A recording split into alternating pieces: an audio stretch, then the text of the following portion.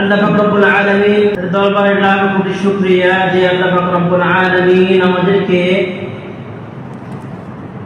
পবিত্র জুমার দিন আল্লাহ পাক রব্বুল আলামিনের প্রিয় স্থান দুনিয়ার ভিতর সব থেকে দামি জায়গা আল্লাহর ঘর মসজিদে নিয়ে আসছেন জুমার নামাজ আদায়ের উদ্দেশ্যে। এবং জুমার নামাজ আদায়ের পূর্বে আমাদের দিনকে পরিশুদ্ধ করার জন্য কোরআন ও হাদিস থেকে কিছু আলোচনা করবার ও শ্রবণ করার তৌফিক দান করেছেন, এই জন্য শুকরিয়া আদায় করি, বলি আলহামদুলিল্লাহ।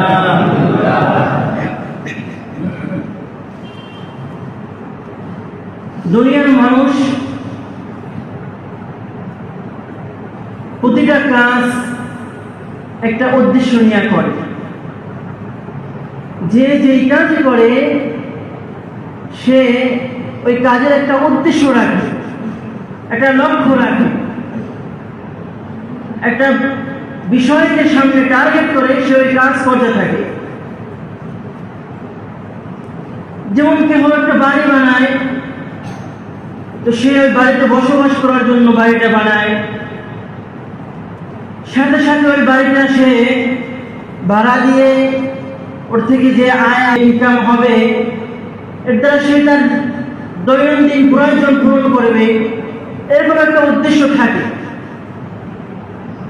কোনো ব্যক্তি একটা গাড়ি কিনে, তো গাড়ি হয়তো বা সে সফর করবে গাড়িতে, অথবা গাড়িটা ভাড়ায় দিবে। ঠিক তেমনি ভাবে আপনাকে এত সুন্দর একটা মসজিদ নির্মাণ করলেন আল্লাহ তাআলার করুণায়, তো এই মসজিদটা করার পিছনেও একটা উদ্দেশ্য ছিল না? যাতে করে মসজিদের সুন্দর আরামসে নামাজ পড়তে পারে, এটাই তো একটা উদ্দেশ্য ছিল, কি বলেন? পৃথিবীর মানুষ যদি এরকম হয় যে তার প্রতিটা কাজের পিছনে একটা টার্গেট থাকে, একটা উদ্দেশ্য থাকে, তাহলে এই পৃথিবীর যিনি স্রষ্টা, এই পৃথিবীর হাজার হাজার মাখলুকাতের যিনি স্রষ্টা রব্বুল আলামিন, তিনি যে এই সৃষ্টি জগৎকে সৃষ্টি করেছেন, তার পিছনে কি কোনো উদ্দেশ্য নাই? কি বলেন, কোনো উদ্দেশ্য কি নাই? অবশ্যই আছে।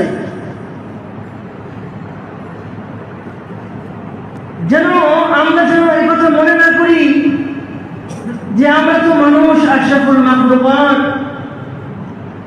আমাদেরকে আল্লাহ রব্বুল আলামিন কোনো উদ্দেশ্য ছাড়াই সৃষ্টি করেছেন। এজন্য আল্লাহ রব্বুল আলামিন কোরআনে কারীমের ভিতরে সূরাতুল মুমিনুনের 115 নম্বর আয়াতের ভিতরে আল্লাহ রব্বুল আলামিন আমাদেরকে বলতেছেন, আফাহাসিবতুম আন্নামা খালাকনাকুম আবাসাও ওয়া আন্নাকুম ইলাইনা লা তুরজাউন। হে মানব জাতি, তোমরা কি এই কথা মনে করেছো? তোমরা কি এই কথা ভাবতেছো? আন্নামা খালাকনাকুম আবাসা, আমি তোমাদেরকে অনর্থক সৃষ্টি করেছি, কোনো উদ্দেশ্য বিহীন সৃষ্টি করেছি, কোনো টার্গেট ছাড়া সৃষ্টি করেছি। তোমাদেরকে কি আমার কাছে ফিরে আসতে হবে না? তোমরা কি আমার কাছে প্রত্যাবর্তিত হবে না? ওয়া আন্নাকুম ইলাইনা লা তুরজাউন, তোমরা কি আমার কাছে রিটার্ন আসবে না? কে বলতেছেন এই কথা? আল্লাহ বলতেছেন। এর দ্বারা আল্লাহ তাআলা বুঝিয়েছেন আমাদেরকে যে আমাদেরকে অনর্থক সৃষ্টি করেন নাই, মানব জাতিকে অনর্থক সৃষ্টি করেন নাই। শুধু মানব জাতি না, কোন প্রাণীকেই আল্লাহ পাক রব্বুল আলামিন অনর্থক সৃষ্টি করেন নাই। তাহলে কেন সৃষ্টি করেছেন? আর আল্লাহ পাক রব্বুল আলামিন আমাদেরকে যে সৃষ্টি করেছেন, শুধু কিভাবে আল্লাহ পাক রব্বুল আলামিন আমাদেরকে সৃষ্টি করলেন আর কত সুন্দরভাবে সৃষ্টি করলেন।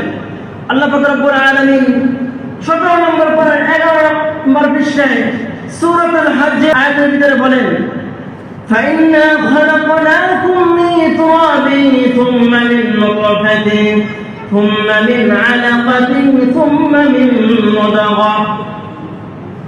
আমি তোমাদেরকে সৃষ্টি করেছি মাটি দ্বারা। আল্লাহ পাক রব্বুল আলামিন আমাদেরকে সৃষ্টি করেছেন মাটির দ্বারা। কিসের দ্বারা? কিসের দ্বারা সৃষ্টি করেছেন আমাদেরকে? দেখেন মাটির সৃষ্টি মানুষ কত সুন্দর,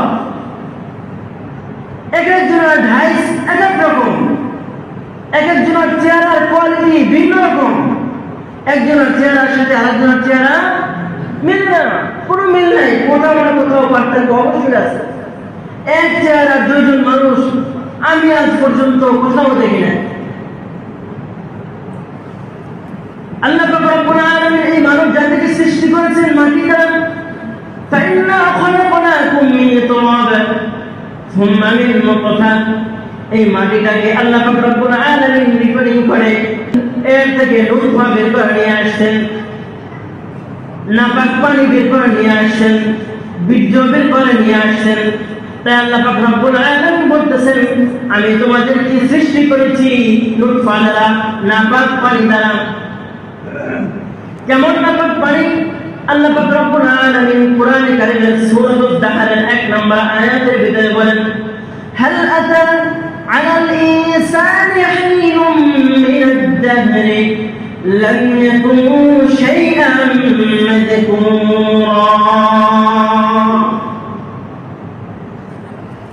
মানুষের উপর দিয়ে কি এমন একটা সময় যায় নাই যেই সময় মানুষ কোনো উল্লেখযোগ্য বস্তুই ছিল না। হাল আতা আলাল ইনসান হিনুম মিনাদ দাহর লাম ইয়াকুন শাইআন মাযকুরা, যে সময় মানুষ এমন একটা বস্তু ছিল যেই বস্তুটা মানুষ উল্লেখ করতেও লজ্জাবোধ করে, অর্থাৎ সে ছিল নাপাক পানি, এমন নাপাক পানি যেটা হলো দুর্গন্ধময়। তো আল্লাহ পাক রব্বুল আলামিন বলেন হে মানব জাতি আমি তোমাকে মাটি দ্বারা সৃষ্টি করেছি, আর সেই মাটিটাকে রিপেয়ারিং করে আমি নুতফা দিয়ে তোমাদেরকে সৃষ্টি করেছি।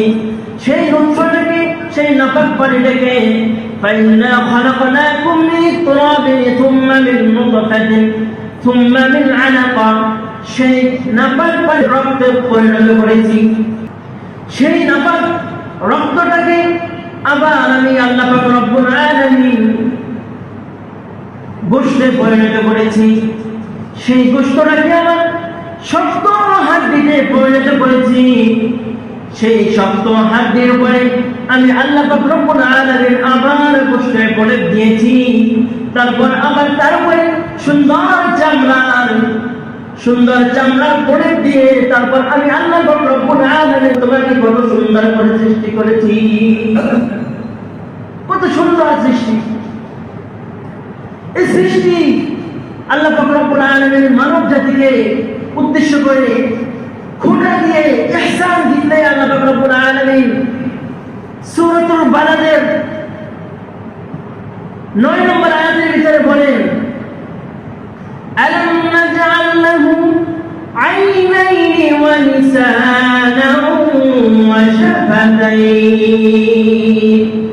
হে মানব জাতি আমি তোমাকে কি দুইটা চক্ষু দেই নাই? আমি কি তোমাকে দুইটা চক্ষু দেই নাই?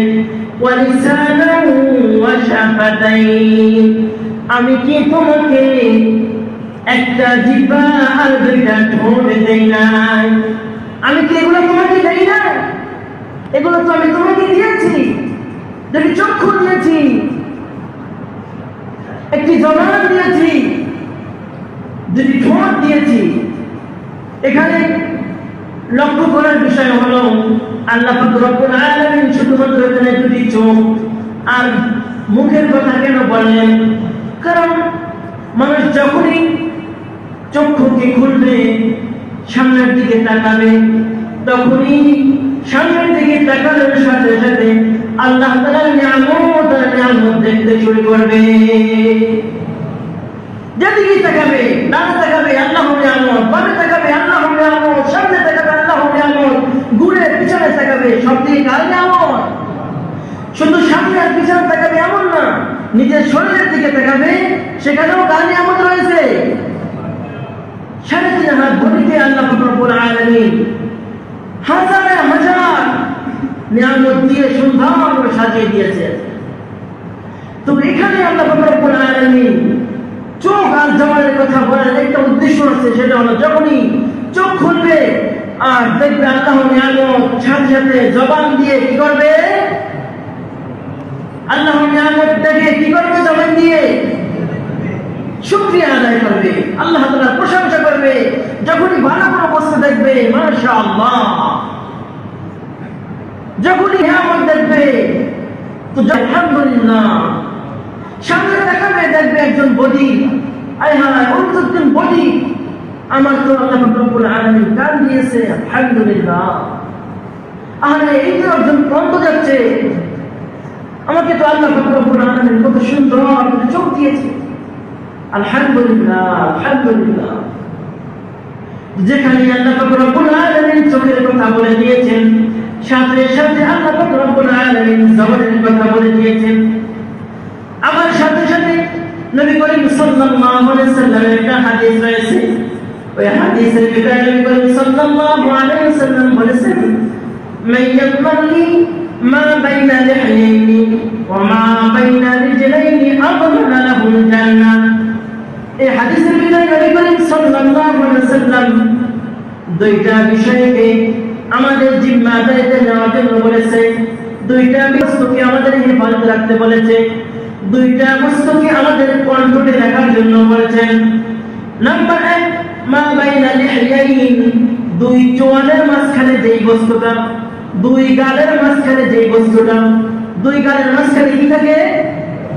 জিহ্বা, জবান, মুখ, দুই গালের মাঝখানে। তো নবী করিম সাল্লাল্লাহু আলাইহি ওয়াসাল্লাম বলতেছেন, যে ব্যক্তি, সকলে বলে সাল্লাল্লাহু আলাইহি ওয়াসাল্লাম, যেন আমাদের কখনোই ভুল না হয়ে যায়। প্রতিটা মজলিসে, একটা মজলিস শুরু থেকে শেষ পর্যন্ত প্রতিটি মজলিসে একবার হলেও যেন আমার থেকে এই দুরূদ সাল্লাল্লাহু আলাইহি ওয়াসাল্লাম যেন বের হয়। এটা প্রতিটা মুসলমানের উপরে প্রতিটা মজলিসে ওয়াজিব। যদি একবার যদি কোন মজলিসে দুরূদ শরীফ না পড়ে, তাহলে তার ওয়াজিব করার গুনাহ হবে। তো যে কথা বলছিলাম, যে এখানে আল্লাহ রাব্বুল আলামিন কত সুন্দর সূক্ষ্মভাবে বান্দাকে বুঝিয়ে দিয়েছে, যখন তুমি নিয়ামত দেখবে সাথে সাথে প্রশংসা করবে, আল্লাহর প্রশংসা করবে। তো আল্লাহ রাব্বুল আলামিন সৃষ্টির কথা বললেন, সাথে সাথে সৃষ্টির ভিতর থেকে দুই একটা বস্তুকে আলাদাভাবে উল্লেখ করে বললেন, দেখো তোমাকে আমি চোখ দিয়েছি, আবার এই চোখটা কত সুন্দর, একজনের চোখের সাথে আরেকজনের চোখের কোনো মিল হয় না, চোখগুলো কত সুন্দর। দেখেন এই চোখটা মনে হয় যেন দেখতে একটা পানির মণি, দেখতে মনে হয় যেন পানির গড়া, কিন্তু না পানি না। আবার মনে হয় যেন অনেক নরম, কিন্তু ওরা নরম না। আবার মনে হয় যেন অনেক শক্ত, কিন্তু ওরকম বেশি শক্ত না। যেমন হওয়া দরকার, সারা বিশ্বের বড় ডাক্তারের ডাক্তার আল্লাহ সুবহানাহু ওয়া তাআলা, আল্লাহ সুবহানাহু ওয়া তাআলা বান্দার চোখটা কেমন হওয়া দরকার, এই সারা ৩৩ বডির ভিতরে চক্ষুটা কত নিখুঁত হলে, কিভাবে হলে চক্ষুটা সব থেকে সুন্দর হবে, সেইভাবে করে আল্লাহ রাব্বুল আলামিন আপনার আমার চক্ষুটাকে বসিয়ে দিয়েছে। আমার চক্ষুটাকে আমার জায়গায় বসিয়ে দিয়েছেন। চাইলে আল্লাহ রাব্বুল আলামিন পিছনের দিকে চক্ষু দিতে পারতেন, চাইলে ডান পাশে বাম পাশে দিতে পারতেন। আল্লাহ রাব্বুল আলামিন যদি চাইতেন তাহলে মাকবুসার মতন হাত পায়ের ভিতরে চক্ষু দিয়ে দিতে পারতেন, কিন্তু বান্দার চক্ষুটা কোন জায়গায় দিলেন সব থেকে সুন্দর দেখা যাবে, ওই জায়গায় আল্লাহ রাব্বুল আলামিন চক্ষুটাকে দিয়ে দিয়েছে। এই জন্য একজন কবি বিশ্বনবী সাল্লাল্লাহু আলাইহি ওয়াসাল্লামের তারিফ করতে গিয়ে বলেছেন,